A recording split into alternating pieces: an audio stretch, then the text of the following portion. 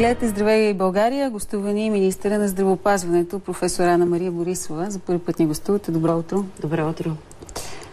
Да започнем от начало. Вече мина известно време, откакто сте на поста. Няколко ваши реакции видяхме по различни въпроси, които показаха твърдост и добро настроение. Все още ли сте в добро настроение, когато говорите за здравеопазване или реформа в здравеопазването? Да, все по-добро, защото просто постигаме. И има на какво да се радвам вече, макар че е минал месец и няколко дни. Това е най-тежкият сектор. Кое ви радва? Сектор, от който предишните управляващи неведнъж са казвали, че не са започнали реформа там, защото е било трябва много надълбоко да пипат. А вие казвате, все по-добро ми е настроението. Така е, защото виждаш, че градиш, виждаш, че съзиждаш. И то се случва всеки ден. Защото всеки ден по една тухличка и мисля, че стената един ден ще изградим. Той не е далечен този ден. Не може да не ме радва факта, че напредваме с стандартите и почти вече не остана никой, а това е едно от условията, за да тръгне реформата. До края на юни ние ще бъдем готови с тях. Не може да не ме радва това, че ние вече направихме клиничните пътеки за долекуване, че на 21 юни те ще влезат в действие. Чакаме и оценката, която ще направи за размера на плащане в финансовото министерство. Те също са готови. Радваме, че напредваме с здравната карта. Вече сме подготвили няколко области окончателно. Върват нещата. Проблемите обаче как ви действат? Втората половина на юни ще бъдем също готови и с този въпрос. Други думи, първата ни голяма цел преструктуриране на болничната помощ върви така, както предвиждаме поне до сега. Не може да не ме радва факта, че в Здравната комисия постигнахме две изключително важни условия, за да се случи тази реформа. А именно, здравната карта да бъде задължителна и да се определи максималния брой легла за всяка област. По този начин ние ще съхраним нашия здравен фонд и той ще може да плаща това, което може да плаща, а не, както е в момента. Той не може да плаща тези свръхлегла, които са в момента. Мерната единица за наситено с болници и добро медицинско обслужване, това е болничното легло. Така е навсякъде по света. Казвате, така тези неща ви радват. Разбира се. Но има неща, които би трябвало да ви натъжават. Не, чакайте, не съм свършила още с радостните неща. Вие си имате още. Нека да ги довърша. Добре, кажете. Освен, че работим за преструктуриране на болничната помощ, ние работиме за разширяване на доболничната, за да се уеднаквим с Европа, с средноевропейските стандарти. В тази връзка много пъти съм казвала, че е необходимо да наблягаме върху груповите практики за общо практикуващи лекари. И сега идват големите новини. Приготвила съм ги специално за вас. Благодаря ви. Аз винаги отивам тогава, когато имам новина, иначе няма смисъл да повтаряме едно и също.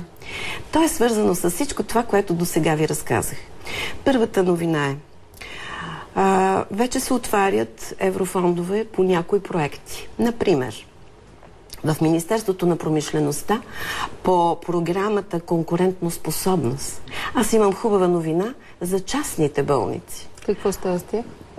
Тези от тях, които отговарят на определени изисквания според тази програма, могат да кандидатстват за ресурс.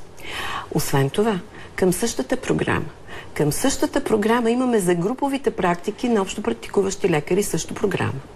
Те също могат да кандидатстват. Каква е целта на тези две програми? Целта е повишаване ефективността в работата, повишаване качеството на работа. Ние ще дадем възможност тези, които спечелят проектите, да се оборудват с техника, да подобрят информационната си комуникация или каквото те преценят, но ще бъде одобрено от одобряващия орган. Другите ви новини? И имам и още. В Министерството на... Защото след това имам въпроси. Разбира се. В Министерството на социалните грижи, да, точно. Там пък имаме други програми. Тези програми са от рубриката Човешки ресурси. Те касаят специализации в България, като преди всичко ще се набляга и ще бъдат с предимство тези български лекари, които искат да специализират спешна медицина. Това в момента нас много ни интересува, тъй като това е празен елемент в нашето здравеопазване и ние трябва да го запълним с специалисти. Имаше нулеви години, доколкото си спомням. Имаше нулеви години, не е било решено така държавнически добре този въпрос. До тук ли са новините? Добре, Не да са спрем. малко. Не са малко, мисля, че сте доволна. Да, за което ви благодаря. Да започнем обаче с проблемите. Започнете. Което медиите обичаме. Имаше вчера на една от големите болници в Пловдив протест заради неизплащане на заплати. Доплащането на болниците остава проблем. Снабдяването с лекарства остава проблем.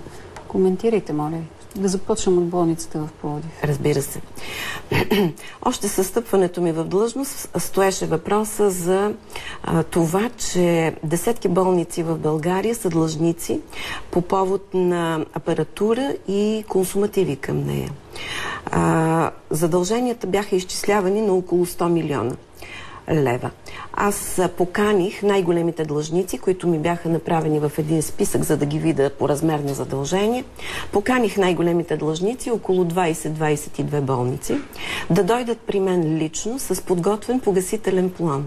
Явиха се всички, представиха тези погасителни планове и аз поканих отново тази асоциация, за да представя тяхните погасителни планове, без да ги представям в подробности, което е нередно, но показах, че такъв документ съществува и заявих, че по уверение на болниците до есента 8 от тях ще се издължат до септември, до края на годината още 5 или общо 13 до края на годината, март до година още 4 и до средата на годината останалите. Към Пловдивската болница? Сред тях беше Пловдивската болница, която се открояваше, многократно се открояваше над всички останали по размер на задлъжнялост.